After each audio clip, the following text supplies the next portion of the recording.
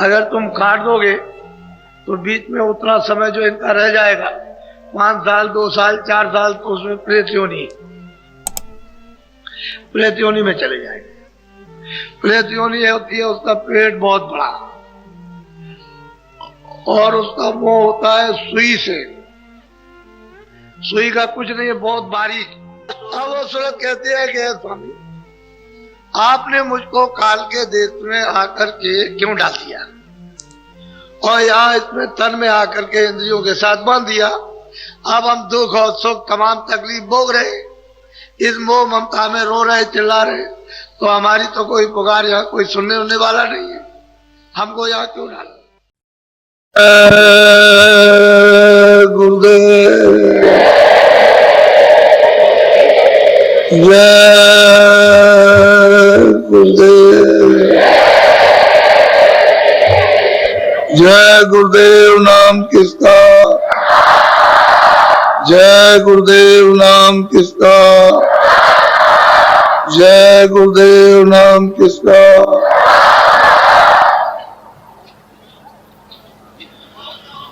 सत्य गुरु सतनाम तुमको लागो प्रणाम।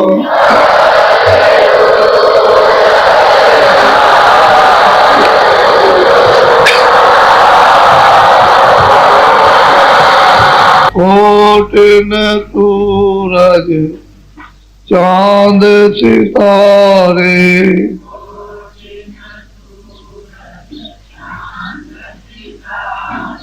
रोम रोम में करे उजारे,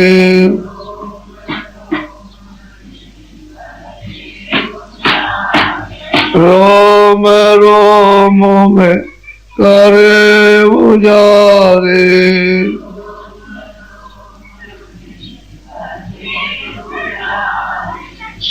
सतपुरुष करता तुमको लागो प्रणाम।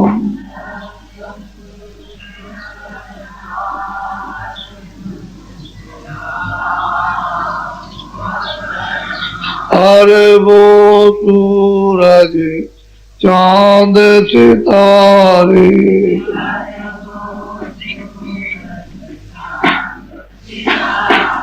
अरे वो सूरज चांद सितारे,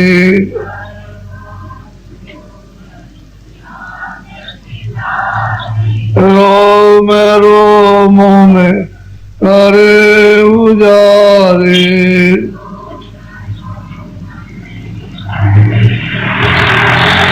रोम रोम में करे उजारे।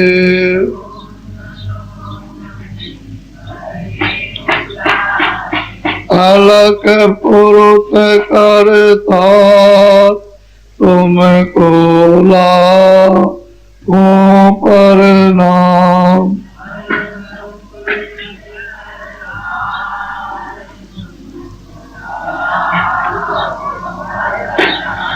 हर वो सूरज चांद सितारे,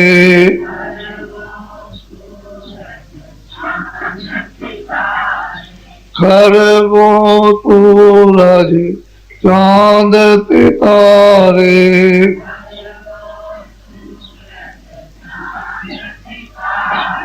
रोम रोम में करे उजारे,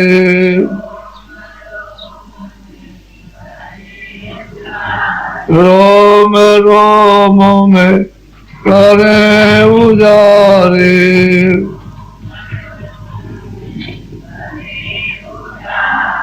अगम पुरुष करता तुमको लागो प्रणाम।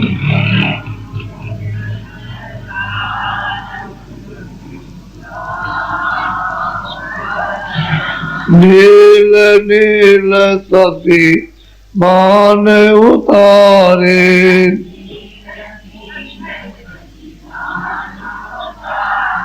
नील नील तोती मान उतारे,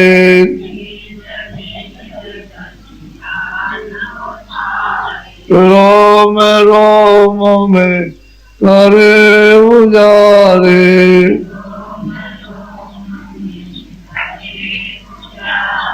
रोम रोम में करे उजारे,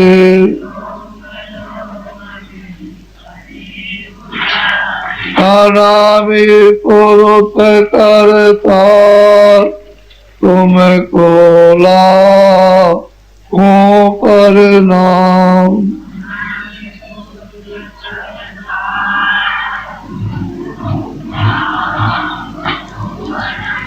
अनामी पुरुष करता तुमको लाखों प्रणाम,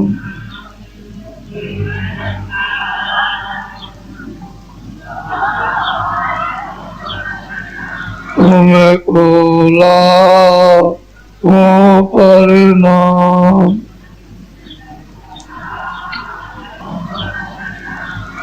फिर इस चीज को सब लोग जान लो कि जय गुरुदेव नाम हमारा नहीं है और आपका भी नहीं है, ये उस प्रभु का नाम। नाम जब जगा लिया जाएगा, सिद्ध हो जाएगा, तभी नाम लाभकारी होगा। इसके पहले कोई नाम लाभ नहीं करेगा। जिह्वा के नाम ये वर्णात्मक है, जो जबान से बोला जाए वर्णात्मक नाम, और जो अपने आप बोला वो ध्वनात्मक है। तो ध्वनात्मक नाम की साधना करने से सिद्ध होता है, वर्णात्मक नाम से सिद्ध नहीं होगा। वर्णात्मक नाम लेने से इंद्रियों पर शुद्धि का असर होता है। जीवात्मा पर जो बोझा लगा कर्मों का उसका नहीं, तो पहले बाहर के अंगों को पवित्र करना चाहिए। जय गुरुदेव, जय गुरुदेव नाम किसका, जय गुरुदेव नाम किसका, जय गुरुदेव नाम किसका।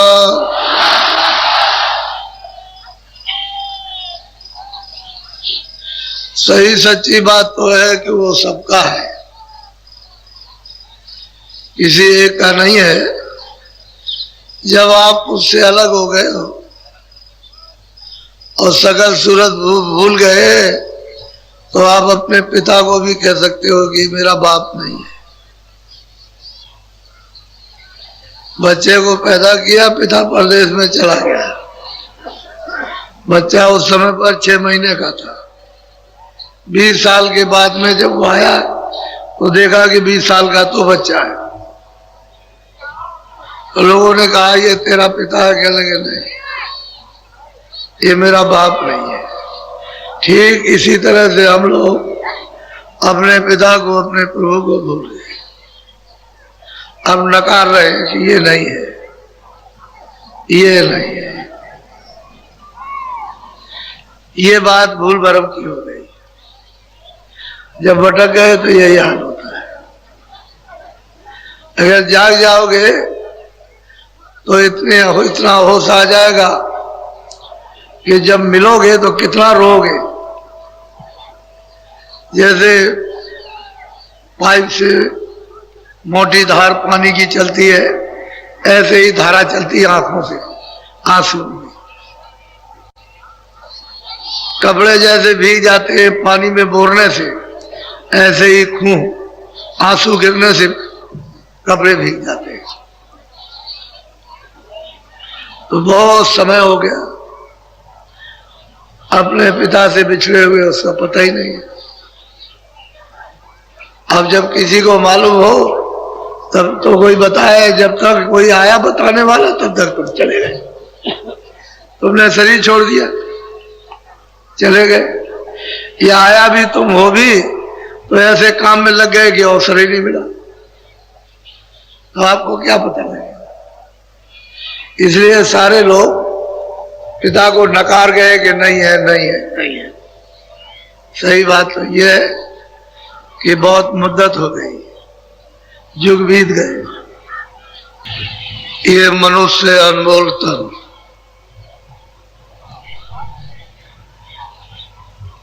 आपको दिया गया है किराए पर,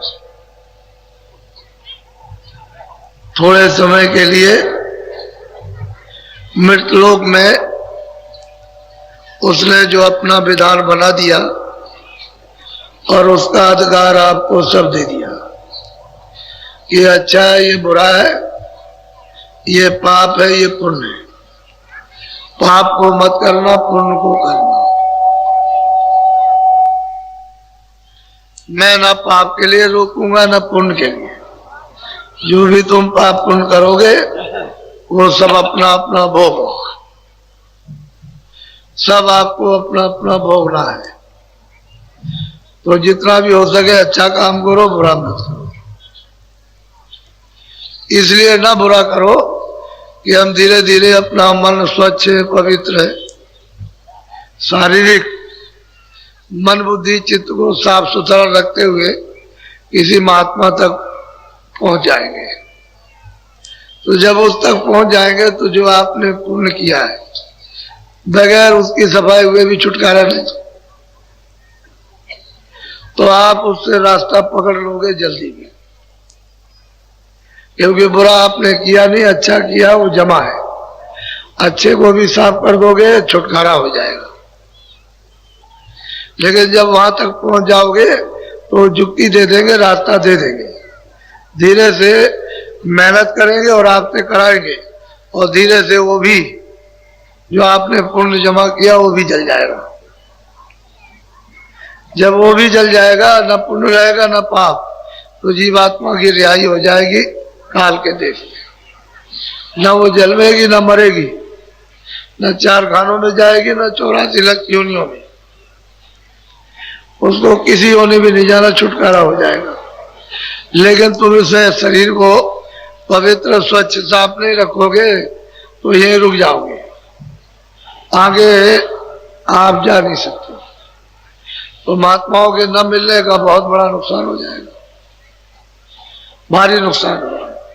अगर महात्मा मिल जाएंगे तब तो नुकसान से बच जाओगे और जीवन की आपकी यात्रा भी पूरी हो जाएगी, नहीं तो ये यात्रा असफल रहेगी। तो ऐसा तन पाकर नर नारियों ने कि दरवाजे पे बैठे हुए सब कर सकते हैं।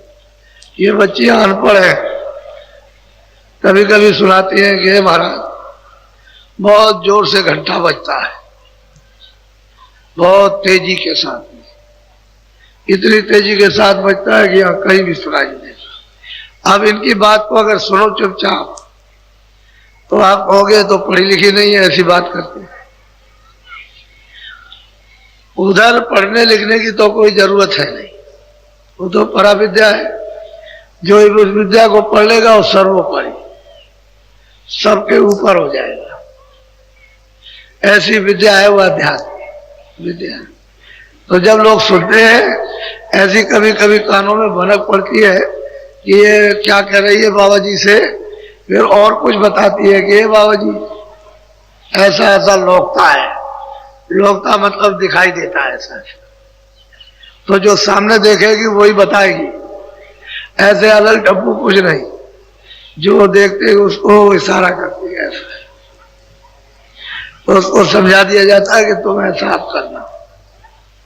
तो कहने का मतलब यह है कि आप ये समझते होंगे कि पढ़ा लिखा ही करेगा, अनपढ़ आपसे ज्यादा जल्दी ज्यादा, क्योंकि उनका मन ज्यादा फैला फैला नहीं रहता। आपका मन तो बहुत फैला है, ऐसे फैल गया, लेट गया, अब वो जगह ही नहीं जगता। इंद्रियों पर घुटना टेक लिया और उसने अपना सिर रख दिया, अब उसको छोड़ता नहीं है। और ये सीधे साधे हैं, इनका जल्दी से छूट जाता है।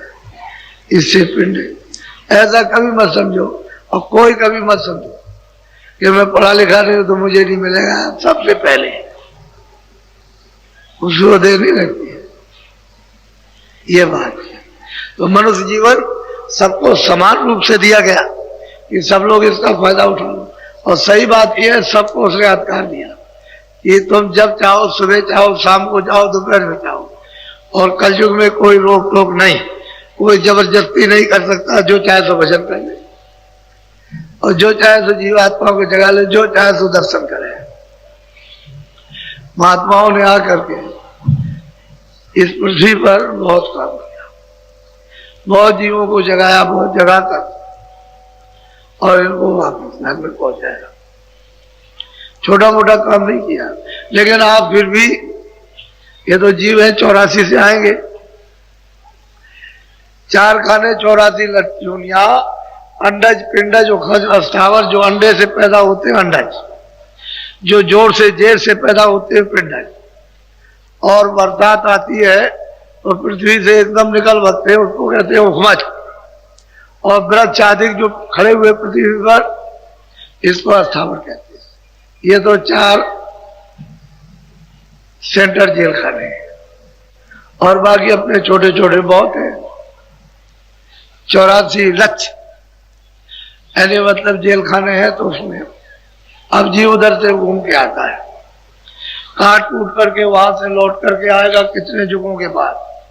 तो सबसे अंत में उसको, जब उसको मनुष्य शरीर में आना होगा, तो गाय और बैल की योनि मिलेगी। गऊ और बैल की योनि में, गऊ तो स्त्री यानी तन पा जाएगी, और बैल जो है पुरुष तन पा जाएंगे। ये अंतिम 84 की अंतिम योनि है मनुष्य शरीर में आने की। ये जितने भी बैल और गऊ है सबको मनुष्य शरीर में जाएगा। लेकिन आपको ये बताया कि इनको छेड़ना छाड़ना नहीं, चारा पानी देना, इनसे जो खेती का काम लेते हो अपना लो, और वो गऊ है उससे दूध अपना लो, बछड़े पैदा करो, बस चारा पानी देते रहो, और इनको अपनी मौत मर जाने दो। बीच में कोई काटना पीटना नहीं। अगर तुम काट दोगे तो बीच में उतना समय जो इनका रह जाएगा, 5 साल, 2 साल, 4 साल, तो उसमें प्रेत योनि में चले जाएंगे। प्रेत योनि होती है, उसका पेट बहुत बड़ा, और उसका वो होता है सुई से। सुई का कुछ नहीं है, बहुत बारीक, ये उसमें कोई भी अनाज का दाना नहीं जा सकता। और भूख लगती है बहुत, लेकिन जब जाएगा नहीं तो फिर क्या रोएगा। तो ये रोता चिल्लाता है, चीखता है, प्रेत योनि। उसी को भूत योनि कहते हैं, विचार योनि। इसमें भी कई एक जातियां हैं।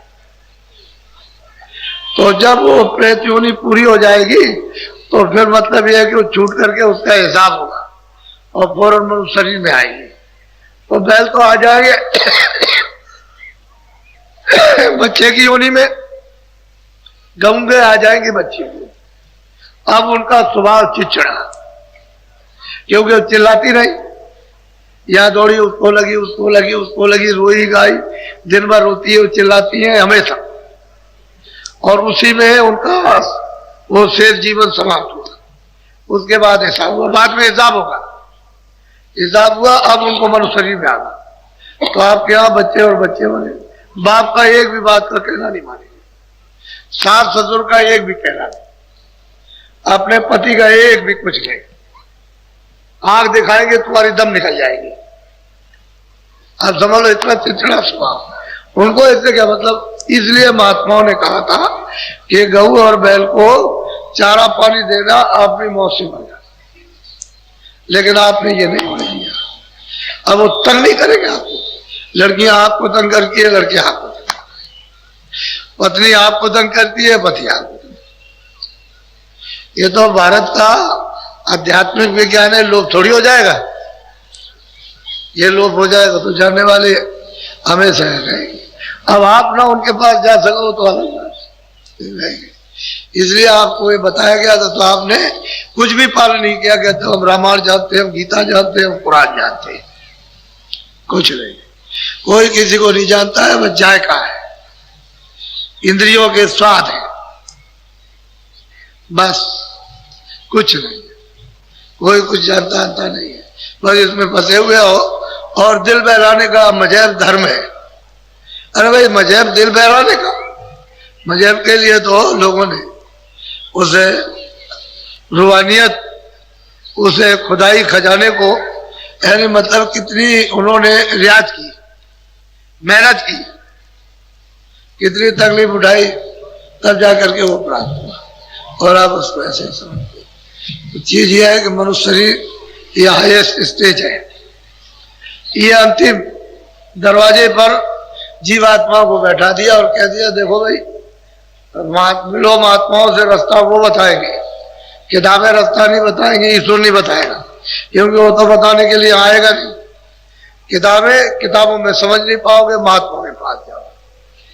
वो तो कहते हैं जो मुझसे मिला, जो मेरे पास आता जाता उससे मिलो, वो तुमको मेरे पास पहुंचा देगा, सीधा काम। तो आप उस महात्मा से मिलना चाहिए जो उसके पास आता है, जो जिसके पास आता जाता उससे मिला दे। आप उससे नहीं मिलोगे तो नहीं मिल सकते। जिसने खुदा को देखा, खुदा के पास आता जाता, वो खुदा से मिला देगा। रूहों को, जीवात्माओं को भगवान से मिला देगा। नहीं आता जाता तो क्या मिलाएगा? तो अब ये चार खाने, ये इसके अतिरिक्त नर्क।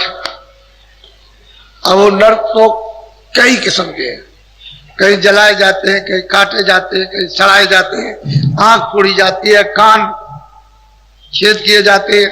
ये इस तरह से कई नाम के नरक हैं अलग, और उसमें अलग अलग यातनाएं, कहीं सिर तोड़े जाते हैं, कहीं आरा चलते हैं, अलग अलग है। आरे चलते हैं दिन और रात, और चीखते और चिल्लाते हो, और वो जमदूत फरिश्ते कुछ भी उनको रहम और दया नाम निशान की नहीं, वो काटते रहते हैं, रेतते रहते। कभी ऐसे काटेंगे, फिर रेतेंगे, फिर वो जलाएंगे, फिर उसको उसमें डाल देंगे, तो उसमें मतलब है कि कुंभी नर्क में, तो उसमें सड़ाएंगे। अब उसमें इतनी बदबू है, इतनी बदबू है किसी चीज में, सारे संसार का मैला इकट्ठा करके रख दो, उसमें कोई बदबू नहीं, इतनी बदबू है। उसमें डाले, और जब तुम उससे सिर ऊपर निकालोगे तो 10 जूतियां, इतनी कटीली जूतियां कि तुम ऊपर निकाल ही नहीं सकते हो, डूबे रहो उसी में। तो कई किस्म के नर्क है। महात्माओं ने देखा तो आपको बताया, अरे भाई वहां तो ये दुर्गत होगी, और तुम यहाँ 4 दिन की चांदनी फिर अंधेरी रात। तो महात्माओं से मिलना चाहिए। अब इसमें इस बात का है कि जब जीवात्माएं जाग जाती हैं, महापुरुषों के चरणों में रहकर जाग गई, और यहां से यानी उन्होंने सब कुछ प्राप्त कर लिया, ईश्वर को भी देख लिया, ब्रह्म को भी देख लिया, पार ब्रह्म को भी देख लिया, और अपने घर में सत्य देश में उस प्रभु के पास भी पहुंच गए। तो अब वो उनको प्रश्न करना तो उन्हीं को आएगा, हमारी तरफ से, हमारे हित के लिए, हमारे फायदे के लिए। ऐसी रूह, ऐसी जीवात्माएं तो प्रश्न महापुरुषों से कर सकती है कि इसमें जीवों का हित कैसे होगा। लेकिन जो अंधा बहरा है वो क्या प्रश्न करेगा? उसे तो प्रश्न करने का पता ही नहीं कि मैं किस संबंध में प्रश्न करूंगा। तो मैं आपको एक अच्छी सी, एक है उत्तर और प्रश्न, महापुरुषों का उत्तर और सुरत का प्रश्न, ये दोनों हो रहा। यानी शिष्य का गुरु का, ये शिष्य प्रश्न और गुरु महाराज उसका उत्तर दे रहे हैं। तो आप इस संवाद को थोड़ा सा एक संकेत में इसको ध्यान से सुन लीजिए, क्योंकि ये चीजें आपको कभी मिलेंगी तो नहीं सुनिए। तो कोई सुना, हम इसलिए सुना रहे, वैसे भी सुना दे हमको। वैसे किसी गुरु महाराज की ऐसी कृपा है कि हमको कोई मतलब है, वो तो जो किताबों में हम उससे अलग तो कुछ लाएंगे नहीं, और उधर कुछ अलग नहीं है। महापुरुषों ने कोई कमी तो रखी नहीं है, लेकिन तुम में कमी है।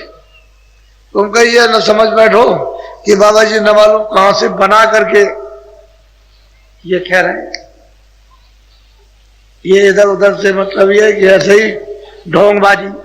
तो मैं ढोंग करने के लिए थोड़ी आ पाया, ढोंग करने का अगर होता तो पहले ही ढोंग कर लेता। असली जो सत्य है वो है। तो सूरत पूछती है स्वामी से, यानी जो दोनों आंखों के बीचों बीच में बैठी है, तो वो सेवक पूछता है स्वामी से, ये स्वामी हमारे प्रश्न का उत्तर दीजिए। अब सूरत पूछे स्वामी से, वेद कहो तुम अपना। कहते हैं कि मैंने बहुत कुछ सुना कि ये घर अपना नहीं है, ये परदेश है और यहाँ बड़ा दुख है, बड़ी तकलीफ है और बहुत तरह से आप जगा रहे हो, चिता रहे हो। तो हमारा एक प्रश्न है स्वामी, ये आप अपना तो भेद बता दीजिए कि आप कौन है, आप क्या चाहते हैं, कौन है, कहां से आए, कुछ अपना बताइए। अब ये जानकार जो सूरत है, जो मनुष्य रूपी मंदिर में जा गई और पूरे पद को प्राप्त कर लिया, वो सूरत अपने स्वामी से आपके हित के लिए प्रश्न करती है। बोलो। वास तुम्हारा कौन लोक में, या आए तुम कौन। तब सूरत कहते हैं कि मृतलोक में जो आप उपदेश कर रहे हो, तो मेरे प्रश्न का तो ये उत्तर है कि आपका वास किस लोक में और कौन सी आप मौज लेकर के आए हो, आप चाहते क्या हो। पहले अपना पता बता दीजिए कि कहाँ रहते हैं और हमसे क्या चाहते हैं। बोलो। देश तुम्हारा कितनी दूर, खोजे सूरत न पावे। और सूरत कहती है मनुष्य रूपी मंदिर में बैठकर अपने स्वामी से, ये स्वामी ये बताइए कि देश से, यहाँ मृतलोक से आपका देश कितनी दूर है, आप कहाँ रहते, क्योंकि हमने तो यहाँ सब जगह ढूंढा, यहाँ मृतलोक में भी हमने सब जगह देख लिया कि आप कहीं, आपका कहीं पता नहीं लगा। सब जगह ढूंढा, तीर्थ भी किए, व्रत भी किए, जब भी किए, तब भी किए, यज्ञ भी किए, ये किया, वो, ये सब कुछ किया, लेकिन यहाँ कहीं भी आपका पता नहीं लगा। तो आप किस देश के रहने वाले और मृतलोक से आपका देश कितनी दूर है।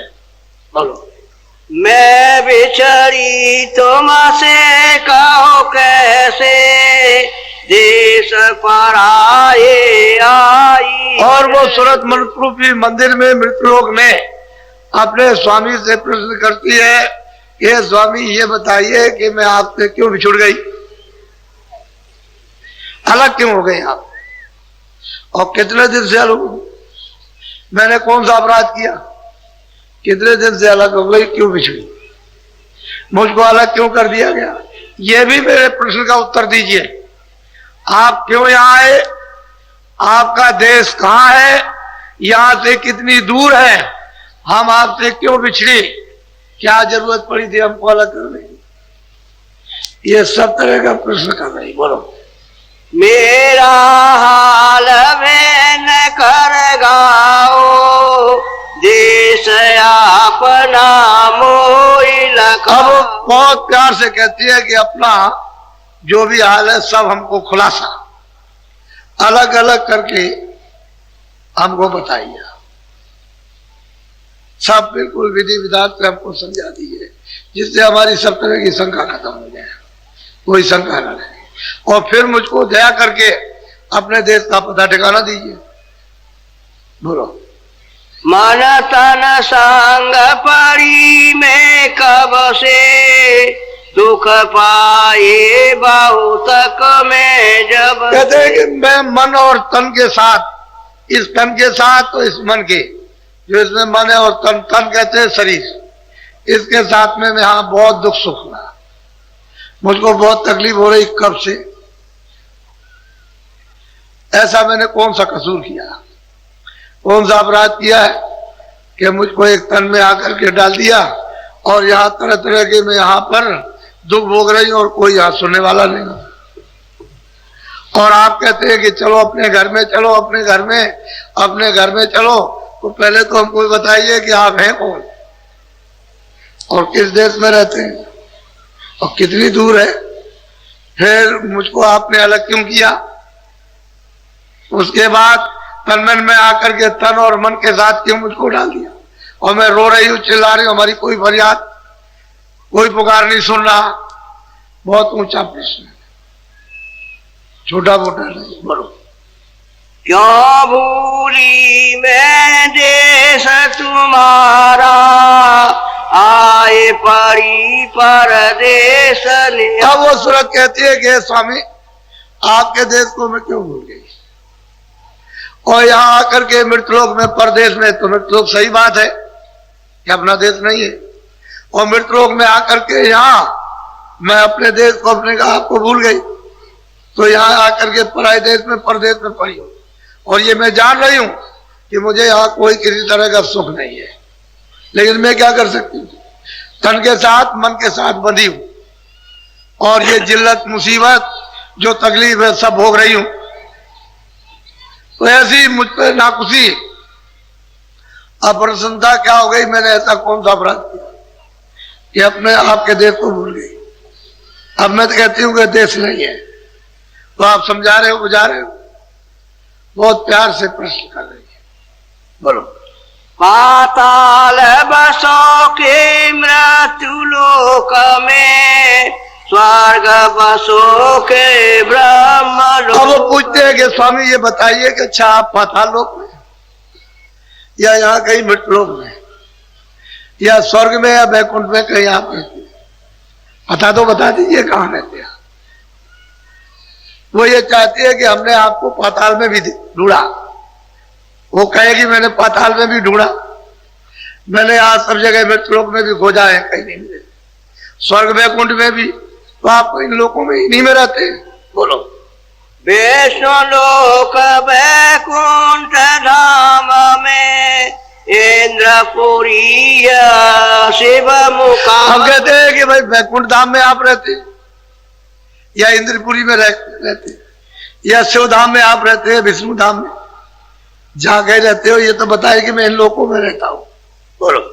कृष्ण लोक या राम लोक में, प्रकृति लोक या पुरुष लोक में। कहते हैं कि आप राम के लोक में, या कृष्ण के लोक में, प्रति के लोक में, या माया के लोक में, किस लोक में आपका निवास है?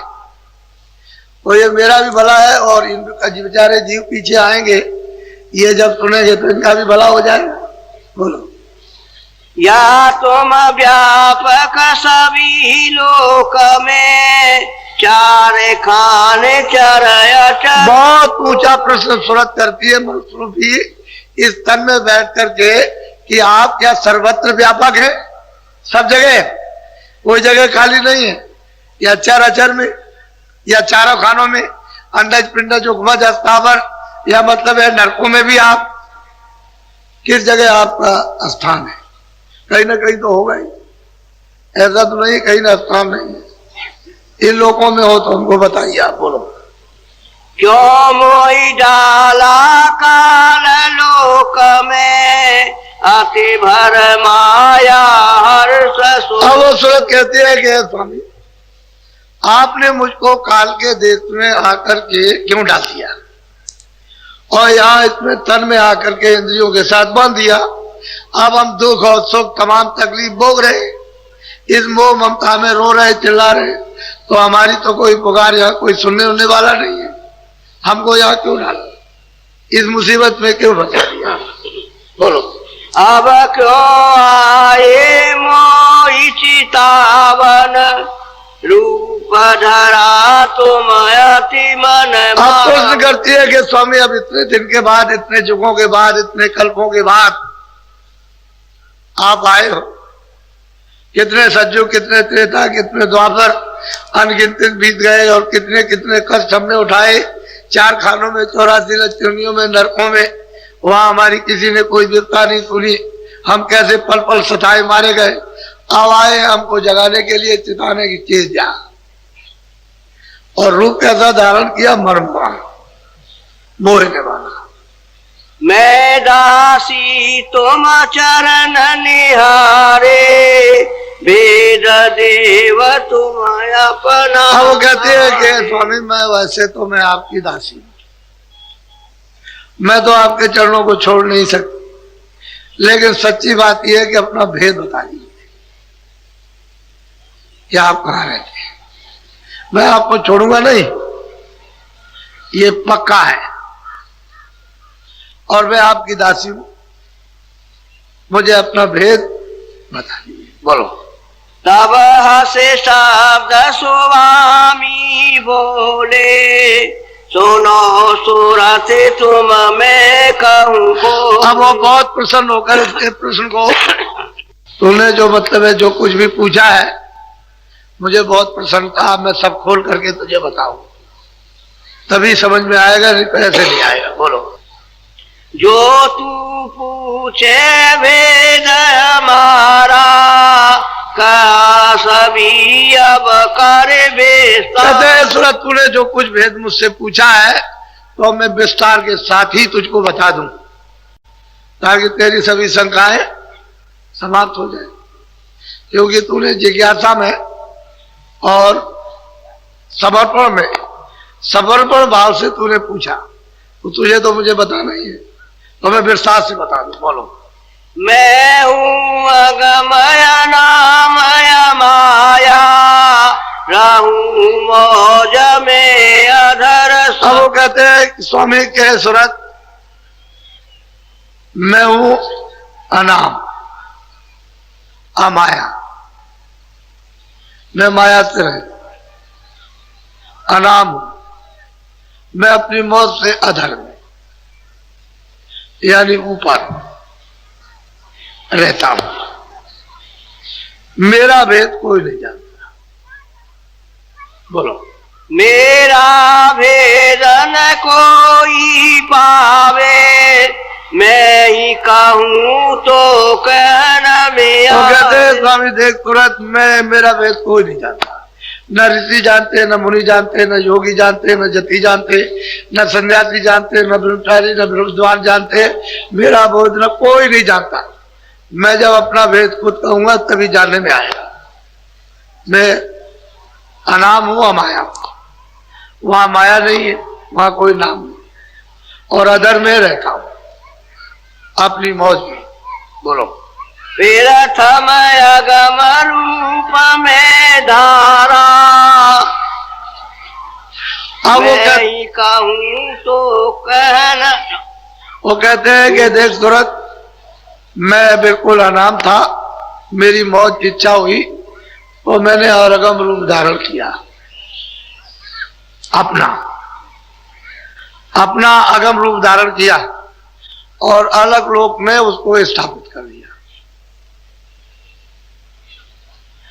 अपने अनाम से, अपने देश से मैं अकेला था, अनाम था, अमाया रहित था, अधर में था, मेरी मौज उठी तो मैंने अगम रूप धारण किया और अगम लोक में उसकी स्थापना कर दी। बोलो। तीसरा सात लो पुरुष में भया, सात लोक में ही रची। कहते फिर मैंने अलग रूप धारण किया, अगम से अलग रूप धारण किया और उसके बाद सत रूप धारण किया। तो अलग जब रूप धारण किया तो अगम लोक में, वो लोक उनका अलग है, और सतरूप जब धारण किया तो सतलोक अलग है। तो सतलोक भी अलग है, अलग लोक भी अलग है, अगम पुरुष अलग, अगम लोक भी अलग और अनाम लोक अलग। कहते हैं कि ये मैंने तीनों अपने रूप स्थापित कर दिए तीनों लोकों में। एक का नाम अगम पुरुष, एक का नाम अलग पुरुष और एक का नाम सतपुरुष। इन तीनों में मेरा रूप, यहाँ से उतरी कलाया। अब वो कहते हैं इन तीनों में मेरा रूप स्थापित है, मुझे वहां जानो कि मैं वहां हूं। मैंने अपने सतरूप की स्थापना कर दी, मैं तो अलग हूं, जैसे पहले था वैसे अब भी हूं। मेरी मौज उठी तो मैंने मतलब ये कि तीन रूप स्थापित कर दिए तीनों लोगों में। अब जो कुछ भी रचना का विस्तार होगा यहीं से होगा, सतलोक से सतपुरुष से होगा। कहते हैं सतपुरुष से दो कलाएं निकली, दो धाराएं। बोलो। यहाँ तक निज कर मुझको जानो, पूरन रूप मुझे। अब वो कहते हैं देख सूरत, सही सच्ची बात तो यह है कि इन तीनों लोकों में मेरा रूप, किसी में भी पहुंच जाओ मेरे पास आ जाओ।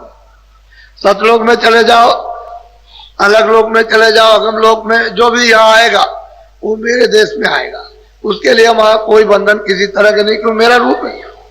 वहां कोई मिलोनी नहीं है, वहां कोई बंधन नहीं है। जो सूरत यहाँ पहुंचती है वहां जाती है। सबने यहाँ बताया, वो स्वामी जी महाराज ने भी कहा, लेकिन चूंकि आपने अभी उनके उसको सुना नहीं, समझा नहीं, उन्होंने भी यही बात कही, इन तीनों में मेरा रूप है और यहां तक मुझको निज कर जानो, जो भी इसमें पहुंच जाएगा मेरे पास आ जाएगा। बोलो।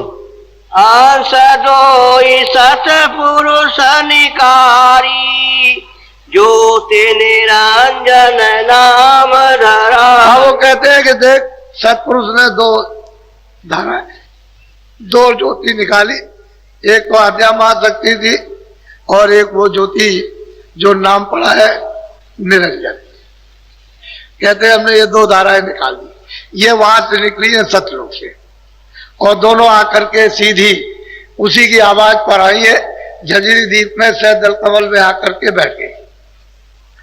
इनको आद्या महाशक्ति को थोड़ा और नीचे उतार दिया तो नीचे आकर के बैठ गई। ये जो कुछ भी खेल और तमाशा है, बोलो। यह जो कला उतर कर आई, झंझरी दीप में आने समाई। बोलो। यहाँ बैठी त्रिलोकी रची, पांच तीन की धूम। वो कहते हैं देख तुरंत यहाँ सैदल कमल में बैठ करके, यानी मतलब है निरंजन भगवान ने और आद्या महाशक्ति ने यहाँ बैठ के तीन लोक की रचना की है। ये सारा मसाला यहाँ से वितरण हो जाएगा। नीचे का ये तो मृतलोक है, ऊपर में अंडलोक है, स्वर्ग वैकुंठ, ये 14 लोक अंड की रचना में, ऊपर में सूक्ष्म लोक है। कहते हैं तीनों लोकों की रचना का विस्तार यहाँ बैठ करके यहाँ किया। सारा मसाला इन्होंने यहाँ मिलाया। अब वहां हर तरह का मसाला मिला दिया और मिलाने के बाद उसको नीचे ले आएंगे उसी मसाले को, और वही मसाला फिर यहाँ मोटा हो जाएगा, स्थूल हो जाएगा। अब ये यहाँ स्थूल हो गया, जल पृथ्वी अग्नि वायु आकाश, ये स्थूल मसाला मोटा है, सबसे मोटा मसाला। और इसके ऊपर में जाओ तो चेतन मसाला, लेकिन उतनी चेतनता नहीं जितनी होनी चाहिए, और ऊपर में जाओ और भी उससे भी ज्यादा चेतन। तो कहते हैं कि तीन लोक की रचना का मसाला यहाँ बैठ करके दोनों ने ये तैयार किया, तब रचना फिर बैठेगी। तो रचना ऐसे नहीं बैठेगी, जब तक सुरतें नहीं आएगी तब तक कोई रचना नहीं हो सकती। जब तक जीवात्माएं लाई जाएंगी तब तक कोई भी रचना किसी प्रकार की किसी मंडल में नहीं हो सकती। ऊपर भी खचाखच भरा हुआ, नीचे तो कुछ जगह खाली है, लेकिन ऊपर तो खचाखच है, वहां तो कोई जगह सुरतों से खाली है नहीं। बोलो। तीन लोक से मेरा न्यारा, 4 5 6 में बेस्ता। अब वो कहते हैं कि देख सूरत, मैं तीनों लोकों से अलग हूं, न मैं पाताल में हूं, न मैं मृतलोक में हूं, न मैं स्वर्ग में हूं, न ब्रह्मांड में, न इंद्रपुरी में, न विष्णुपुरी में, न शिवपुरी में, तो इनसे सबसे अलग। न मैं इस ब्रह्म के लोक में, न पार ब्रह्म के लोक में, न महाकाल पुरुष के लोक में, मैं सबसे अलग हूं। अब वो सूरत का प्रश्न का उत्तर दे रहे हैं, और ये भी सूरत पहुंच गई है तभी प्रश्न कर रही है। अगर ये पहुंची ना होती तो इस तरह का प्रश्न कोई कर ही नहीं सकता, क्यों, उसे क्या मालूम। तब वो ये प्रश्न किया आपके हित के लिए कि जीवों को ये जानकारी हो जाएगी कि भाई हमारा सच्चा घर कहाँ है, हमारा सच्चा प्रभु कहाँ है, और किस तरह से ये रचना का विस्तार कहाँ से हुआ। तो इन चारों का जाल ऐसा फैला हुआ है, इससे कोई जीव निकल के जा नहीं सकता। और वो कहते हैं मैं उसके बहुत परे हूं, मैं तो बिल्कुल इन सबसे अलग हूं, इसलिए मेरा भेद कोई नहीं जानता। और ये सब उसी का ध्यान करते रहते हैं, उसी सत्पुरुष का। अगर ध्यान न करें तो सारा राजपाट चला जाए, एक क्षणों में चला जाए, क्या देर लगती। अखंड ध्यान सब करते रहते हैं, ईश्वर भी करता है, ब्रह्म भी, पार्वती भी करते हैं, महाकाल अखंड ध्यान उसका करते हैं। एक क्षण भी उसके ध्यान से इधर उधर नहीं हो सकते, नहीं तो सारा राज चला जाए। क्यों कि इन्होंने तपस्या से तो ये सब कुछ लिया ही है। जब प्रसन्न हो गए तो सत्पुरुष ने ये सब कुछ दिया, ये जीवों का भंडार भी दिया सब मंडलों में, और इनको भी सब दिया। अब ये ले करके इन्होंने अपनी बस्ती बसा ली। अब कोई रास्ता तो निकलने का राह नहीं, फंसा लिया। बोलो। तीन लोक एक बूंद पसारा, सेंध रूप में। हाँ, वो कहते हैं कि तीनों लोकों की जो रचना है बूंद है, और सैदल कमल में बैठे हुए बूंद है, उनका ये सब पसारा है। जिनको ईश्वर कहते हो, गाठ कहते हो, जिनको खुदा कहते हो, वो एक बूंद है, उस सत्य देश की एक बूंद, उसका ये पसारा है तो बड़ा लंबा। फिर उसको वेद कहते हैं, न ये थी, नहीं अभी कुछ और है, अभी आगे कुछ और है, लेकिन हमने ठीक तो देखा नहीं, पर कुछ मालूम होता है कि ऊपर कुछ और है, इनको कुछ पता नहीं। इनको ऐसा जाल फैलाया कि आप किसी को नहीं छोड़ सकते हो। स्वर्ग वैकुंठ की ऐसी रचना कि उधर नहीं सोच सकते। आद्या महाशक्ति का लोक इतना बड़ा लोक है कि उधर कोई जा नहीं सकता, इतनी मौनी, यानी मोहित हो जाए। बड़े बड़े वहां तपस्वी, बड़े बड़े ज्ञानी और ध्यानी हार करके चले गए, उधर जा ही नहीं सकते, इतना मोहित रूप है। जब यही किसी स्त्री को देख लो, बच्ची को, तो आप मोहित हो जाते हो, इसी नहीं छोड़ते हो, उसके पीछे आपका तन चला। उधर तो इतनी मोहनी मूर्त कि वहां तो सबका हरण हो जाएगा, कोई बचने वाला नहीं है। ऐसा वैसा जाल बिछाया उसने। वो तो कोई जीव जो है महात्माओं से जुड़ करके, लग करके और अपना सब समर्पण करके पार जा सकता, वैसे वो किसी को जाने देगा। वो बहुत प्यार से समझा रहे हैं कि मैं इन सबसे आनंद। बोलो। सुनो सुरते तुम अपना भेद, तुम हम में थी सदा। अब वो सुरत कहते हैं कि सूरत, जो तू दोनों आंखों के पीछे बैठी हुई है, तू हम में थी, अभेद थी, तुझमें कोई भेद नहीं था। मेरा तेरा रूप एक, अभेद थी, मुझमें थी। बहुत प्यार से समझा रहे कि तुझमें थी, अभेद थी, मेरे पास थी, मुझमें थी, कोई भेद तुझमें मुझमें कुछ नहीं था। बोलो। काल करी हम सेवा भारी, सेवा बस होए कुछ। भाई काल ने मतलब है कि सेवा की सैदल कमल में, यानी बैठ करके निर्जन भगवान ने जब उन्होंने तपस्या की तो बहुत युग, बहुत कल्प बीत गए, अनगिनते, जिसकी कोई गिनती नहीं हो सकती है। तो मैं उनसे खुश हो गया, प्रसन्न हो गया। तो मैंने कह दिया कि भाई आप क्या चाहते हो? तो उन्होंने मांगा कि इनको हमको दे दीजिए। तो मैं प्रसन्न होकर के मैंने उनके सुपुर्द किया, दिया, यानी भंडार जीवों का अलग अलग लोगों में, देशों में तकसीम कर दिया। बोलो। तुमको मांगा हमसे उसने, सौंप दिया तुम्हें सेवा। कहते उसने तुमको हमसे मांगा और हमने सेवा के बस होकर के उसको सौंप दिया। वो जानबूझ करके लीला की है, अनजान में तो की नहीं है, लेकिन अब वो प्रश्न का उत्तर दे रहे कि भाई तपस्या की थी उसने, मैं प्रसन्न हो गया था उस सेवा से, उसने तुमको हमसे मांगा, हमने उसको दे दिया। बोलो। काल लाई तन मन में घेरा, दुख सुख पाया तुम बहुत। कहते हैं कि काल वहां से तुमको हमसे मांग करके ले आया, तन में शरीर में डाल दिया, फिर उसने मतलब 4 खाने 84 लचूनियां नरक बनाए, फिर अपना विधान बना करके तुमको अधिकार दे दिया और फिर यहाँ घेर लिया तुमको, हमारे पास भी नहीं जाने दिया। जितने निकल गए उतने तो निकल गए, पहले मतलब है कि चट्टे में, लेकिन बाद में जब विधान बना तभी से फंसना होगा। तो कहते हैं तुमको ला करके फिर तरह तरह का तुमको दुख और तकलीफ और पीड़ा दे रहा है, अपना नियम बना करके फिर दुख देता है। बोलो। दुख में देखा तुमको जब ही दया उठी हमारा। कहते हैं कि जब हमने तुमको दुख में देखा, क्योंकि गोपनीय संत तो यहाँ हमेशा रहते हैं, वो यहाँ वहां खबर देते रहते हैं बराबर नित्य, उनको तो कभी कोई जान ही नहीं सकता। वो सदा यहाँ पृथ्वी में रहते हैं मनुष्य रूपी मंदिर में, हमेशा रोज आएंगे जाएंगे उस मालिक के पास। सब मंडलों पर कोई मंडल छोड़ेंगे नहीं, सब जाएंगे। तो वो सब खबर देते हैं। तो हमको उन्होंने सूचना दी कि वहां जीव बहुत तकलीफ में, बड़ी यात्रा बड़ी वेदना दी जा रही, सब रो रहे, सब चिल्ला रहे।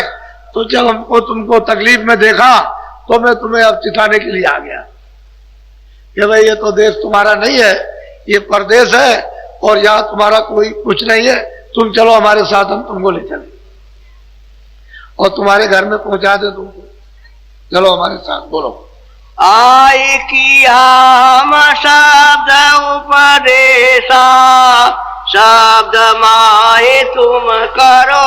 अब वो कहते हैं कि सूरत देख, मैं तुझे ले चलूंगा, लेकिन कैसे ले चलूंगा कि मैंने जहाज लगा रखा है, एक नौका लगा रखी है नाम की शब्द, तुम उस पर सवार हो जाओ, चलो हम ले चलो, तुम्हारी पूरी मदद करेंगे, ले चलेंगे, तुमको डरने की क्या जरूरत, मेरे साथ चलो, कहीं कोई कुछ नहीं कर सकता, तुम चलो। कहते हैं मैंने फिर शब्द का नाम का उपदेश किया कि घाट पर मतलब यह है कि वो नौका लगी हुई है, तुम इधर से घूम करके और यहाँ आ जाओ, और सामने ही नौका है नाम की, लेकिन उस पर सवार हो जाओ, तो यहां से चल पड़ो। वो तो जैसे स्टेशन से गाड़ी छूटी बस ऐसे ही है, तुम बैठे हो गाड़ी छूटी, वो तो शब्द है, वो तो ऐसे आता और जाता, ऐसे आता जाता, बस बैठ जाओ, बस ले जाए पकड़ा। तो मेरे कहते हैं कि शब्द का आकर के मतलब उपदेश किया, इस पर बैठो और चलो घर में, क्योंकि तुम्हारे प्रति दया आ गई, तुमको बहुत तकलीफ है, बहुत परेशानी है, बहुत पीड़ा है, सताए जाते हो, मारे जाते हो, कोई सुनने वाला नहीं है, तो तुम्हारी दया, उससे मैं दिल में हो गया। बोलो।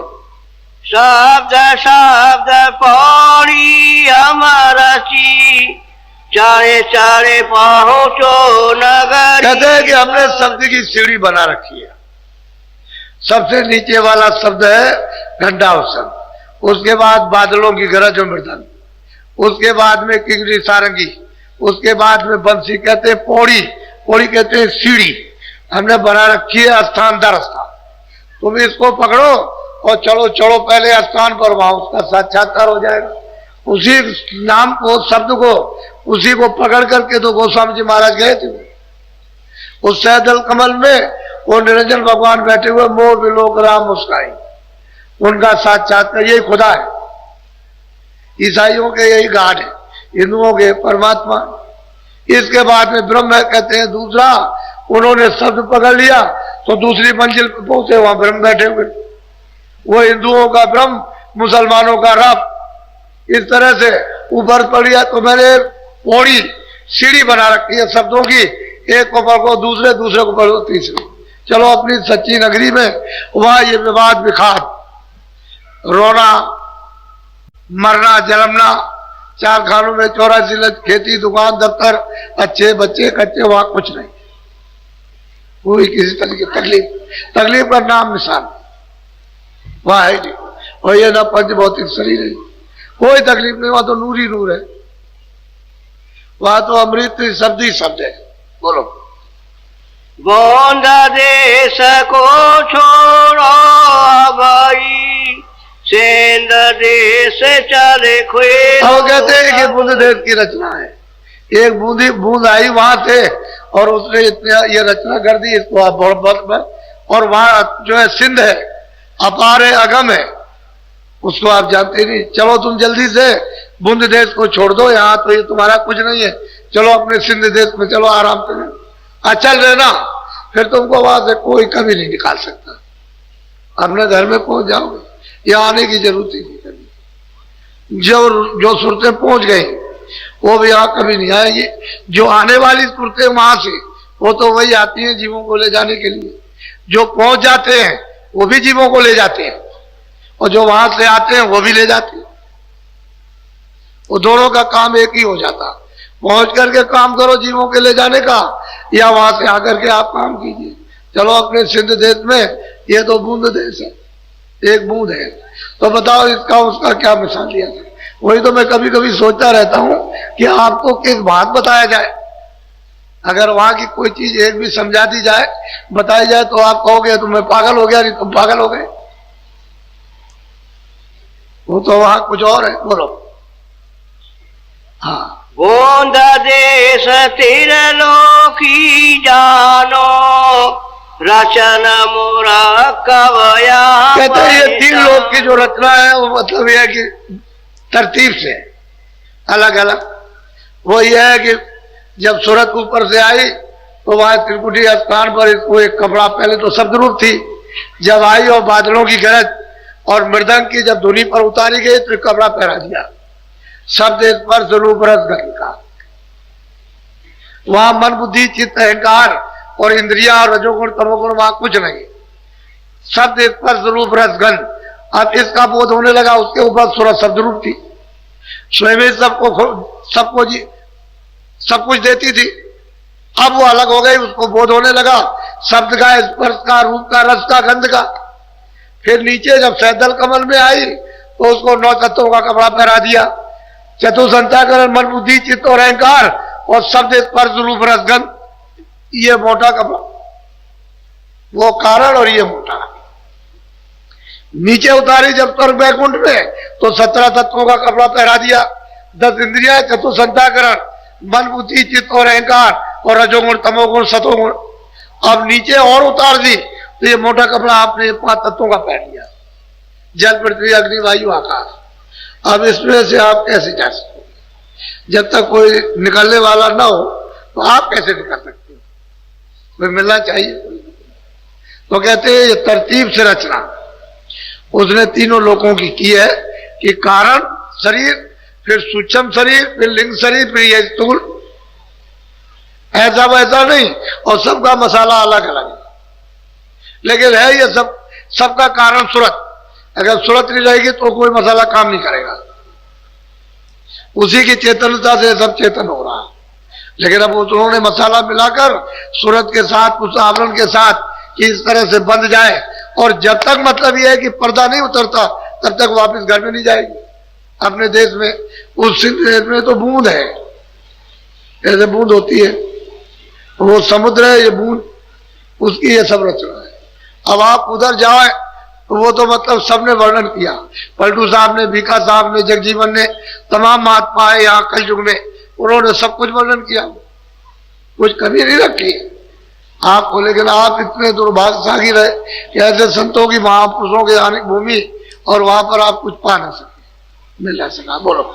मुफरद रचना तुम्हारे देश, साथ साथ जहाँ साथ साथ। सही बात है कि कोई मिलोनी अपने देश में नहीं है। सूरत, तेरे देश में कोई किसी प्रकार की मिलोनी नहीं है, किसी प्रकार को कोई भी मसाला नहीं। और तू फिर अब ये मसाला वहां जाएगा नहीं, क्योंकि उनकी मौज थी इस मसाले को सबको निकाल बाहर करो, अलग कर दो। ईश्वर भी वहां नहीं जा सकते कभी, और ब्रह्म भी वहां नहीं जा सकते, और पार में भी। इन सबको सतपुरुष ने देश निकाला कर दिया। लेकिन सुरतों के लिए, इन जीवात्माओं के लिए आजादी रखी कि जा सकती। जब जब संत जगत में आवे, ढूंढ भाल उनके डिग जावे, जाए करें दर्शन और सेवा, हाजिर रहे गिरे चरण। जब कभी भी आ जाए महापुरुष और आप उनकी खोज करते रहो, कभी ना कभी, कहीं ना कहीं वो आपको मिल जाएंगे। कहते हैं कि फिर सेवा कर लो, दर्शन करो, सेवा करो, और उनका जो सत्संग, बस ये मुख्य चीज है, तो आपको पता ठिकाना सब मिल जाएगा। और जब तक आप उनसे जुड़ोगे नहीं तब क्या पता चलेगा? कुछ नहीं मालूम। तो सूरत के प्रश्न का उत्तर बहुत, उसको मतलब ये अच्छी तरह से विधि विधान से दिया। बोलो। या रचना तरकी भी हुई, तो मैं खोले सुनाऊं। कहते हैं यहाँ तरकीब की रचना है, वो मतलब यह है कि वहां तुम्हारे यहाँ रचना कोई मिलोनी की नहीं है, स्वच्छ। वहां ये सब, वहां तो शब्द ही सब खेल है, सारा शब्द का समुद्र, सागरी समुद्र। कितना लंबा चौड़ा है उसकी पैमाइश कोई वहां नहीं कर सकता। खरबों वर्षों तक भी एक रफ्तार चलता रहे तो नहीं कर सकेगा, इतना लंबा चौड़ा।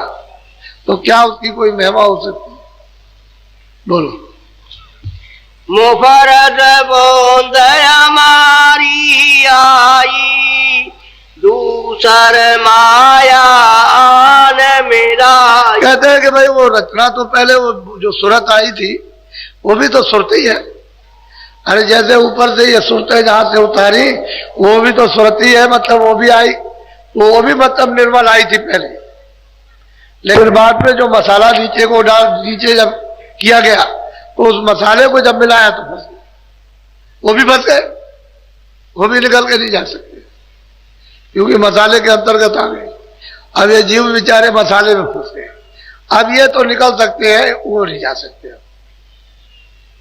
कहते हैं उस माया ने, उन्होंने जो मसाला मिलाया ऐसा आकर्षण, यानी मृत्यु चेतन जड़, चेतन जड़, उसका ऐसा तैयार किया कि इसी में आकर्षण, एक दूसरे को खिंचाव ये बना रहता है कि इसमें से कुछ मिल जाएगा, मिलेगा कहीं कुछ नहीं, मिलेगा कुछ नहीं। यहाँ का भोजन अनाज, सब्जी, फल, दूध, घी, इसकी रक्षा के लिए कपड़े, मकान, झोपड़ी, जो कुछ भी है, ये दवा, दारू।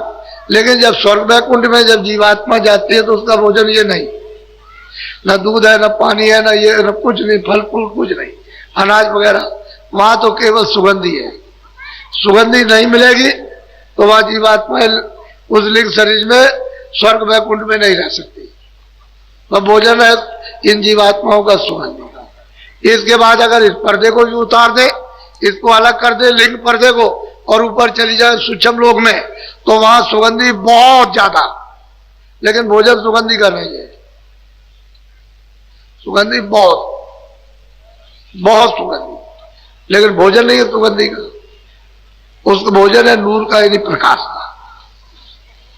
सूक्ष्म शरीर में यानी प्रकाश का भोजन है, सुगंधी का नहीं। लिंग शरीर में सुगंधी का भोजन, प्रकाश तो यहां भी है लेकिन भोजन है सुगंधी का। और फिर जो सूक्ष्म शरीर है, जो सैदल कमल में, तो वहां मतलब प्रकाश का भोजन, सुगंधी बहुत है। उसके ऊपर में जाइए तो वहां सुगंधी का, प्रकाश का भोजन नहीं है, वहां शब्द का भोजन है। बगैर शब्द के स्वर्गद्वार नहीं रह सकते, कारण शरीर। तो सबके अलग अलग स्थानों पर अलग अलग शरीर। इसके ऊपर चली जाए, ब्रह्म के ऊपर चली जाए, पार ब्रह्म में, तो शब्द रूप हो जाती है। ये रचना करने वाली हो जाती है। इसमें इतनी क्षमता कि कितनी बड़ी बड़ी रचनाएं खूबसूरत कर देती है। यही कुछ रचना करने लगती है, शब्द रूप हो जाती है।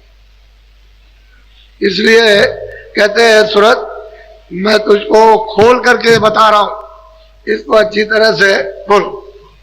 पांच तात तीनों गुण मिले, यह सब 10 आपस में। कहते हैं 5 तत्व और तीनों गुण, ये सब मतलब यह है कि आपस में रल मिल करके सब ये खोज तैयार कर लिया। बोलो। रल मिल कर इन रचना ठानी, 3 लोक और चारों का। कहते हैं कि भाई इन 5 मिला करके तत्वों को और फिर रचना मसाला तैयार कर लिया। फिर उन्होंने ये 3 लोक और मतलब ये कि मृतलोक और चारों खानी और ये नरक नरक सब तैयार कर दिए, क्योंकि वो तो तपस्या करके ले आए थे। उनको तो अपनी मौज मर्जी, अब वो जैसा मालिक ने किया वैसा ही, तो जीवों को ले आए। बस जीवों को ले आकर बस ये बेचारे फिर लालच में मोह ममता में फंस गए। बोलो। जहाँ मिलोनी तहाँ विचार, जहाँ एक एक में कहा विचार। कहते हैं कि जहाँ माया की मिलोनी है वहां तो विचार होता ही है, लेकिन जहाँ माया पर्दा नहीं है वहां तो कोई विचार नहीं, वहां तो एक ही है। बोलो। हमारे देश एक सतनाम, वहाँ विचार का कुछ वो कहते हैं सूरत, तू अपने देश में चल, वहां तो एक ही है, वहां विचार विचार वहां कुछ नहीं है, विचार सब खत्म हो जाते हैं, तुरंत शब्द रूप हो जाती है। वो शब्द समुद्र में जाए सिवान शब्द है उस सिंध में, उसमें जाकर शब्द रूप हो जाती है। यही बूंद उसमें सिंध हो गई, उसी में मिल गई। जल की बूंद जल में आप समुद्र में डाल दीजिए, वो समुद्र का रूप हो गया। जहां विचार करोगे वहां धोखा खा जाओगे। विचार में तो सब लोगों ने धोखा खाया, तेरी साधना ये, तेरी उपासना ये, तेरी उपासना ये, तेरी उपासना ये, फिर विचार करने लगे, धोखा खा गए। अरे रास्ता तो एक ही था, उसी शब्द से उतारे गए थे और शब्द छूट गया था, भटक गए। अब वही एक ही शब्द है, वो तो पौड़ी है, एक ही आने की और एक ही जाने की। उतर गए तो आ गए, लेकिन सीढ़ी भूल गए, अब रास्ता नहीं। नाम का शब्द का रास्ता चढ़ के कैसे जाओगे? दूसरा कोई रास्ता ही नहीं, गैल तो एक ही है। अब यहां आप विचार करते हो कि तू ऊंचा है, मैं नीचा हूं। कोई कुछ कहता, कोई कुछ कहता, कोई उनको गाली देता, कोई उनको गाली देता, कोई बुरा भला कहता, कोई। अरे भाई अपनी अपनी जगह पर, अपनी अपनी जगह है उसको। लेकिन बात यह है कि ये तो सब मिलोनी है, यहाँ तरह तरह के भिन्न भिन्न विचार, भिन्न भिन्न वासना और भिन्न भिन्न तरह काम क्रियाएं, ये तरह से इसमें फंस गया। अब वो एक रास्ता तो रहा नहीं, अब तो अंधकार में अनेकों रास्ते हो गए, इसलिए कोई रास्ते नहीं मिलता। अब जब तक कि महात्मा ना मिले तो बच्चों ये रास्ता नहीं। मनुष्य रूपी मंदिर में दोनों आंखों के बीचों बीच ये सूरत बैठी है और यही से रास्ता जाता है, लेकिन आपको घाट नहीं मिल रहा। घाट मिलेगा तभी तो तैरोगे, घाट नहीं मिलेगा तो कैसे जाओगे आप? बोलो। चलने की तो करी तैयारी, स्वामी से यो वचन। तो वो सूरत कहती है कि स्वामी हम न समझ गया, मेरा भ्रम चला गया, कोई किसी तरह नहीं। अब तो ये है कि मुझे ले चलिए, और पहुंच तो गई है, ये पहुंचने ही वाली प्रश्न कर रही, लेकिन आपको बता रही अब तैयारी, चलने की तैयारी कि अब ले चलिए। बोलो। संशय एक उठा मोई भारी, सो निर्वार करो विस्तार। कहते हैं कि और कुछ संशय है जीवों के लिए, कुछ उसका भी निवारण कर दीजिए, क्योंकि वो तो बहुत जरूरी है। जीवों के हित में कोई चीज आ जाए तो फिर कब प्रश्न करेंगे? बोलो। सेवा बस तुम काल को सौंप दिया जब मोई। अब सूरत कहती है कि हे स्वामी, आपने सेवा के बस प्रसन्न होकर उसने आपसे मुझको मांगा और आपने मुझे उसको दे दिया, मेरी ये दशा हो गई। आप कहते हो चलो अपने घर में, आप निश्चिंत रहो, वहां कोई दुख नहीं है, वहां सुखी सुख है, वहां कोई तुम्हारे ऊपर प्रहार नहीं करेगा, वहां कोई मसाला है ही नहीं। वो कहती है कि स्वामी जब आपने पहले सौंप दिया, अब ये विश्वास दिलाइए कि फिर मैं पहुंच गई और मुझे कोई सेवा के बस फिर सुपुर्द कर दे तो मैं तो मारी गई, ना मैं इधर की रही ना उधर की रही। बहुत आपके लिए बहुत ऊंचा प्रश्न है। बोलो। तो अब कौन भरोसा है फिर भी ऐसा। तो बहुत प्यार से कहते हैं स्वामी जी अब क्या भरोसा किया जाए, क्योंकि आपने सेवा के बस हमको दे दिया, और अब अगर हमको वहां चले गए और फिर कभी ऐसा हो कि आप कोई सेवा करें फिर उसको प्रसन्न होकर दे दे, तो ये सन से एक बड़ा भारी है जीवों के लिए, तो इसका निवारण कर दीजिए। बोलो। तब स्वामी हंस कर यो बोले, कहूँ वचन में तुमसे। बहुत प्यार से कहते हैं कि सूरत बहुत प्रसन्न होकर के तूने बहुत अच्छा पूछा और मैं तुझे वचन देता हूं, उसको तू सुन ले। बोलो। जाने बूझे हमारी लाठानी, मौज हमारी हुई सोने। अब वही अनामी पुरुष कहते हैं कि हमने तुरंत जानबूझ करके लीला हमने ठानी है, हमारी ऐसी मौज थी, तब हमने ये लीला की। हमने अगम पुरुष प्रगटाए, अलग पुरुष प्रगटाए, सत्पुरुष को स्थापित किया। उन तीनों देशों में मेरा ही रूप है, और जो भी उन तीनों देशों में पहुंच जाएगा मेरे पास आ जाएगा। मैं अनाम अलग, मेरा अनामी धाम अलग, उनमें नहीं है, न आगम लोक में, न अलग लोक में, न सच लोक में। मैं उन सब लेकिन तीनों में मेरा रूप है। यहां तक मुझको निककर जानो, मैं यहां रहता हूं, जो याद फुरत आ जाएगी वो मेरे पास आ जाएगी। बोलो। काल रचा हम समझ बूझ के, बिना काल नहीं खौफ। अब वो कहते हैं भाई काल को हमने अपने से अलग किया तो समझ बूझ के किया, ऐसे नहीं हमने रचना करी, हम समझ बूझ करके की है कि काल अगर रचा है तो समझ बूझ के रखा। और जीवों को तो जब कदर होगी, जब खौफ हो, डर हो गए हो, तो रचना करना था, उनकी मौज मर्जी थी, अब उसके लिए कोई क्या कर सकता। वो सब तो सामर्थ्य, वो सामर्थ्य उनके लिए, उनके उससे तो कांपते सब ईश्वर ब्रह्म थर कांपते, इतना जीव नहीं कांपता जितना ये कांपते, ऐसे ऐसे कांपते। उस सत्पुरुष से सब थर्राते,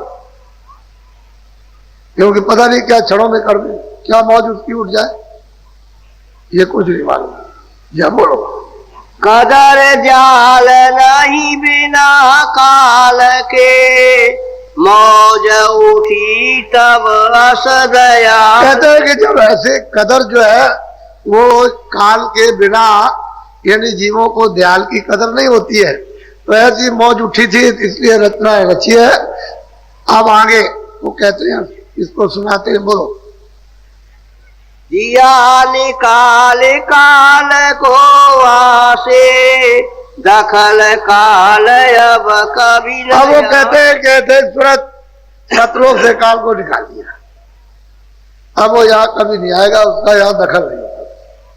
वो तो निकाल दिया, वो मसाला लौट के वापस नहीं, उसको निकाल दिया भी वहीं से।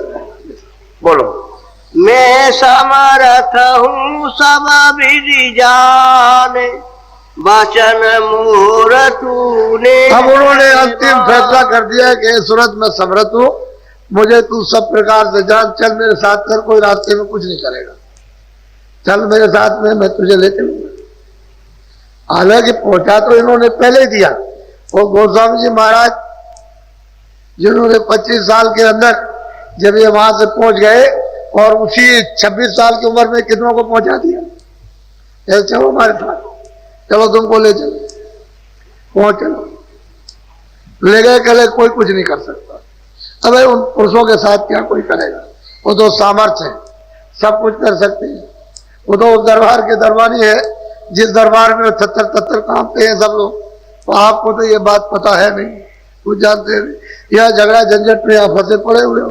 क्या मालूम हो आपको कि वो दयाल क्या है, काल क्या है, ईश्वर क्या है, परमात्मा क्या है, प्रेम क्या, दया क्या, आनंद क्या है, सुख का सागर क्या, कुछ नहीं जानते। तो इंद्रियों के भोगों में रात और दिन ली, यही भोग भोगते हो, और भोग से मतलब लोग इसी में रोते चिल्लाते रहते हो, तब तक समय पूरा हो गया मनुष्य जीवन का, निकाल बाहर कर लिया। तो कहते हैं कि मैं तुरंत समर्थ हूं, तू निश्चय मार, मैं सब कुछ कर सकता हूं। बोलो।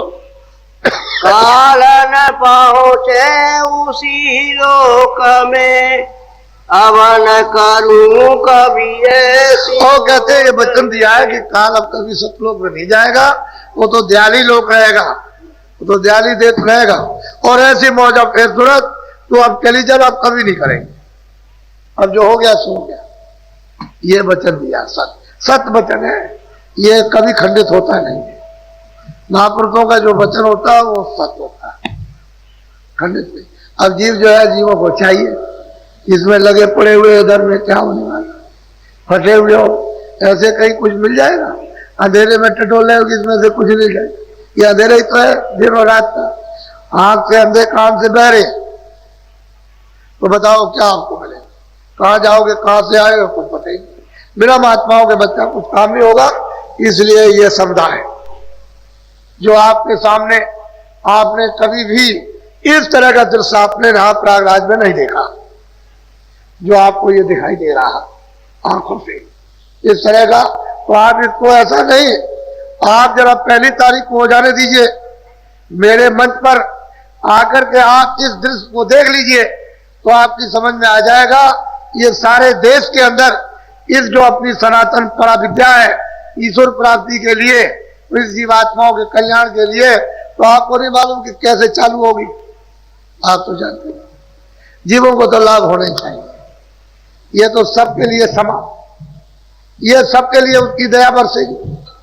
तो ये नहीं है, यदि ऐसा मत समझो कि मैं बहुत बुरा हूं, मेरे लिए दया नहीं बरसेगी, ऐसी बात नहीं।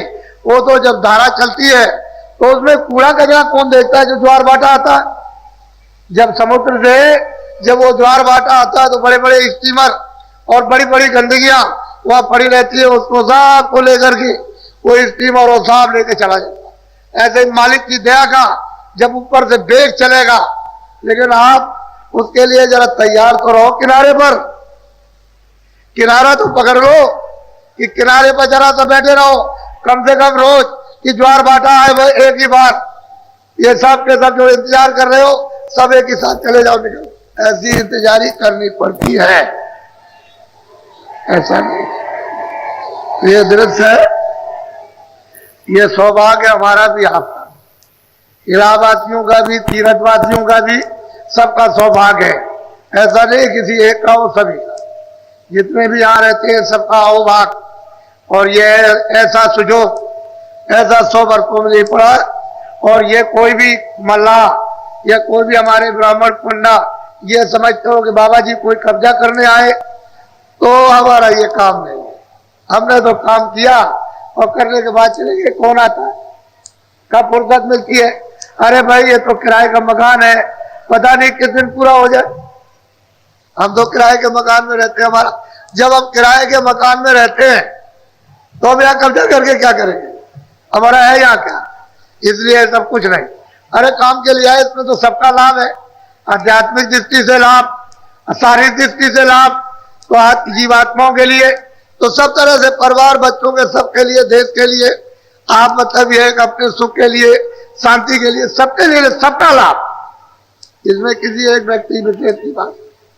तो ये परा विद्या हमारी सनातन है, ये अनादि काल की, और अनादि काल की विद्या जिसको हमने छोड़ दिया उसके बगैर हम सब लोग दुखी परेशान हैं। तो उसी विद्या का रास्ता पकड़ लो, सीधे ऊपर की तरफ तो चलो, तुम स्वर्ग ही में रहो, चलो तुम बैकुंठ में रहो चल के, लेकिन रास्ता तो एक ही जाने का। जब तुम्हारी इच्छा हो तो स्वर्ग में रह जाना, बैकुंठ में रह जाना, पारब्रह्म में रह जाना, ब्रह्म में रह जाना, परे चले जाना, लेकिन यहाँ से चल तो चलो, निकलो तो यहाँ से। लेकिन आप यहाँ से निकलो, अंधेरे में पड़े रहोगे तो बच्चा तब तो आपको कोई सुख नहीं मिलेगा। ये सब चीजें अपनी अपनी जगह पर सत्य है, जो जिसकी जगह अपनी जगह बिल्कुल निश्चित है, इसलिए आप उसको अदल बदल नहीं सकते हो। और महात्माओं ने किसी को बुरा नहीं कहा, सबको अपनी अपनी जगह की स्थापना, और आप खुद पूजा की और खुद आपके कराई और करा करके सीधे ले चले, तभी तो कोई आदमी छेड़ता छाड़ता नहीं है। अरे जिसके राज में रहोगे उसके अनुकूल चलोगे, खुश हो जाएगा। अब गोस्वामी जी महाराज कहते हैं कि मोह लोग राम मुस्काई, कहते हैं मैं उसके अनुकूल रहा तो मुझे देख करके, मैं उनको देख करके वो प्रसन्न हो गए। कहा अच्छा तुम चले जाओ, आगे निकल जाओ। और तभी तो आगे रास्ता दे दिया, जब रास्ता दे दिया तो आगे चल दिए। उस बार जब गए तब देखते हैं जा करके तो उधर के लोग भी खुश हो गए कि नहीं तुम आगे चले जाओ, प्रसन्न हो गए, तो फिर वो आगे चले गए। उन्होंने किसको बुरा कहा? महात्मा कभी ऐसा काम नहीं करते, किसी को बुरा नहीं करते, सबको अपनी अपनी जगह पर ऐसा उचित, जो गुण अवगुण है उसको बता देते हैं, ये गुण है, ये अवगुण, ये अच्छा है, हर जगह पर। ये आपका घर है या नहीं है, प्रदेश है या इतने दिन का, ये सब बता देंगे आपको। अब वो तो आपकी इच्छा के ऊपर है, क्योंकि आप ही की इच्छा पर तो सब कुछ रखा गया। इच्छा हो जाए तो चले चलो, इच्छा हो जाए पड़े रहो, कोई कह रहे। अच्छा बोलो जय गुरुदेव।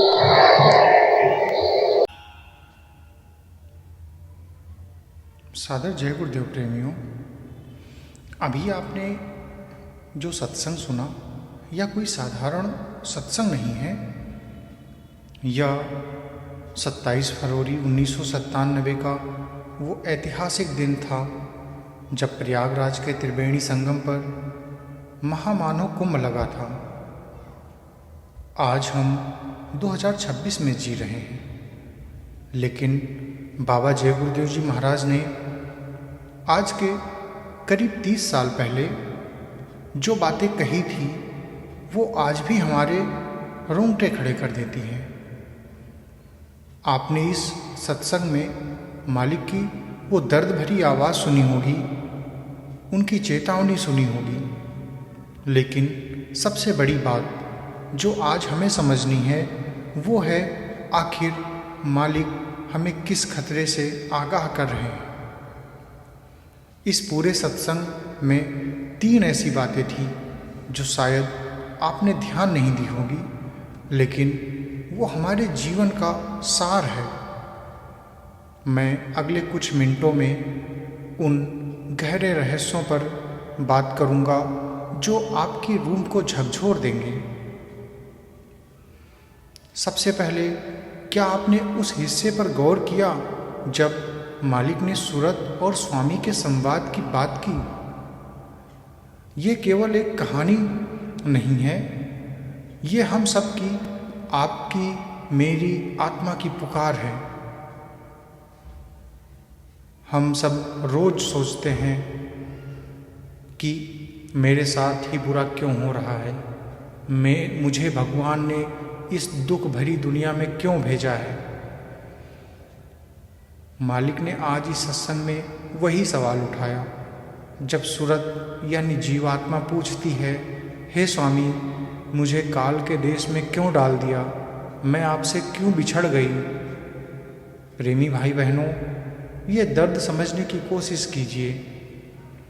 हम उस परमपिता परमात्मा के अंश हैं, लेकिन इस काल और माया के जाल में फंसकर हम अपना असली घर भूल गए हैं। मालिक ने साफ कहा है, ये दुनिया, ये शरीर, ये रिश्ते नाते सब किराए का मकान है। हमें एक दिन यह खाली करना ही पड़ेगा, लेकिन इसे अपना मानकर बैठे हैं और यही हमारे सारे दुखों की जड़ है। अब मैं उस बात पर आता हूँ जिसे सुनकर किसी भी इंसान की रूह कांप जाएगी। मालिक ने कर्म फल का जो नक्शा खींचा है वो बड़ा भयानक है। अक्सर लोग कहते हैं, हम तो नॉनवेज नहीं खाते, हम तो पाप नहीं करते, लेकिन मालिक ने एक बहुत बारीक बात कही है। गाय और बैल की सेवा और उनकी रक्षा। आपने सुना, उन्होंने स्पष्ट शब्दों में कहा कि जो लोग गाय या बैल को कटवाते हैं या उस पाप में भागीदार बनते हैं, उन्हें प्रेत योनि मिलती है। क्या आप जानते हैं प्रेत योनि क्या है? मालिक ने बताया, पेट बहुत बड़ा और मुंह सुई की नोक जैसा। भूख लगती है, प्यास लगती है, आत्मा चिल्लाती है, लेकिन वो एक दाना भी नहीं खा सकती। सोचिए कितनी कष्ट की कल्पना है। ये चेतावनी 1997 में दी गई थी और आज देखिए समाज का क्या हाल है। ये सत्संग हमें डराने के लिए नहीं बल्कि जगाने के लिए है। अभी भी वक्त है, अपने कर्म सुधार लो, शाकाहारी बनो और इन बेजुबान जानवरों की रक्षा करो, वरना कर्मों का हिसाब तो सबको देना पड़ता है, चाहे वो राजा हो या रंक हो। लेकिन घबराइए नहीं, संतों का काम सिर्फ डर दिखाना नहीं बल्कि रास्ता दिखाना भी होता है। इस सत्संग का सबसे बड़ा राज मालिक ने खोला कि जय गुरुदेव नाम किसी हाड़ मांस के शरीर का नाम नहीं है। बहुत से लोग इस भ्रम में रहते हैं कि बाबा जी ने खुद कहा कि ये बहुत से लोग इस भ्रम में रहते हैं, लेकिन ऐसा नहीं है। मालिक ने खुद कहा है, ये उस प्रभु का नाम है, उस मालिक का नाम है। ये नाम दो तरह का है, एक जो हम जुबान से बोलते हैं और एक जो हमारे अंदर 24 घंटे गूंज रहा है, यानी कि ध्वन्यात्मक नाम। मालिक ने कहा, शब्द की सीढ़ी पकड़कर वापस अपने घर सतलोक जाना है। वो रास्ता, वो नामदान, वो तरीका आज भी मौजूद है। ज़रूरत है तो एक सच्चे गुरु की, और उनके बताए रास्ते पर चलने की। ये मनुष्य शरीर हमें सिर्फ खाने, कमाने और भोग भोगने के लिए नहीं मिला। ये उस 84 लाख योनियों के जेल खाने से छूटने का आखिरी मौका है। प्रेमी भाई बहनों,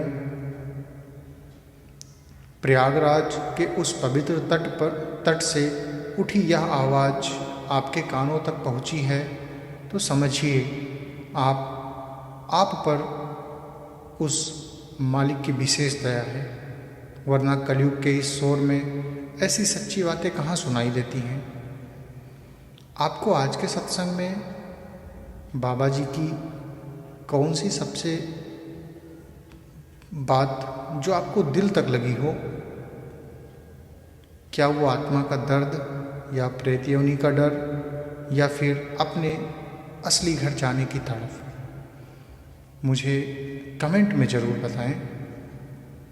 अगर आप चाहते हैं कि ऐसे ही मालिक के 30-40 साल पुराने दुर्लभ सत्संग आप तक लाता रहूं, तो जय गुरुदेव इंस्पायर्स इंडिया चैनल को सब्सक्राइब कीजिए। ये वीडियो या सत्संग अपने परिवार, अपने मित्रजनों के साथ साझा करें। क्या पता आपकी वजह से किसी एक इंसान का जीवन बदल जाए। और कमेंट में जय गुरुदेव लिखकर अपनी हाजिरी जरूर लगाएं। वीडियो को लाइक करें। मालिक की कृपा हम सब पर बनी रहे। सुमिरन, ध्यान, भजन प्रतिदिन करें। जय गुरुदेव।